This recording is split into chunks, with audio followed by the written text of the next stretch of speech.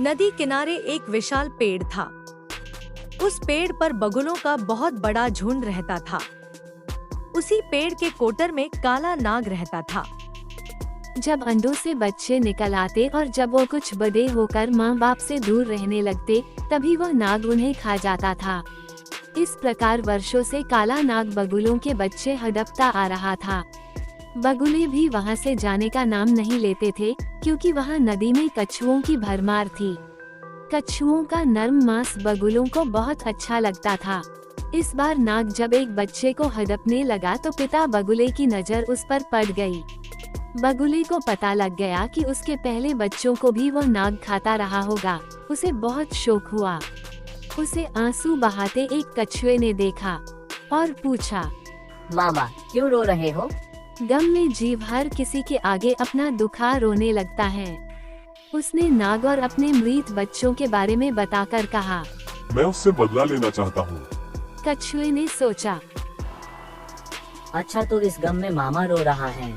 जब ये हमारे बच्चे खा जाते हैं तब तो कुछ ख्याल नहीं आता कि हमें कितना गम होता होगा।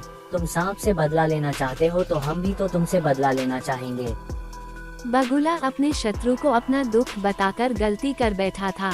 चतुर कछुआ एक तीर से 2 शिकार मारने की योजना सोच चुका था। वह बोला, मामा मैं तुम्हें बदला लेने का बहुत अच्छा उपाय सुझाता हूँ।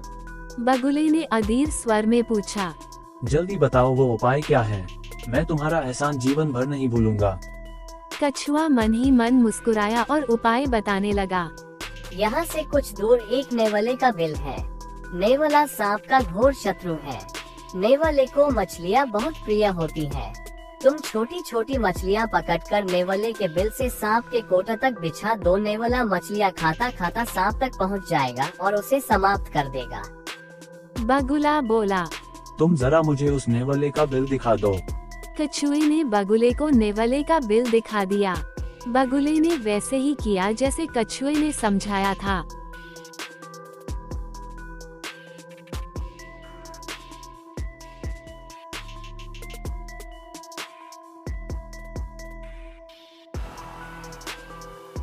बगुले ने मछलियाँ बिछा दी। नेवले ने मछलियाँ खानी शुरू कर दी। नेवला मछलियाँ खाता हुआ कोटा तक पहुँचा। नेवले को देखते ही नाग ने फुंकार छोड़ी। कुछ ही देर की लड़ाई में नेवले ने सांप के टुके टुके कर दिए। बगुला खुशी से उछल पड़ा। कछुए ने मन ही मन में कहा, ये तो शुरुआत है मूर्ख बगुले। अब मेरा बदला शुरू होगा और तुम सब बगुलों का नाश होगा। कछुए का सोचना सही निकला। नेवला नाग को मारने के बाद वहाँ से नहीं गया। उसे अपने चारों ओर बगुले नजर आए। उसके लिए महीनों के लिए स्वादिष्ट खाना। नेवला उसी कोटे में बस गया जिसमें नाग रहता था और रोज एक बगुले को अपना शिकार बनाने लगा। इस प्रकार एक एक करके सारे बगुले मारे गए। हमें इस कहानी से ये सीख मिलती है कि शत्रु की सलाह में उसका स्वार्थ छिपा होता है।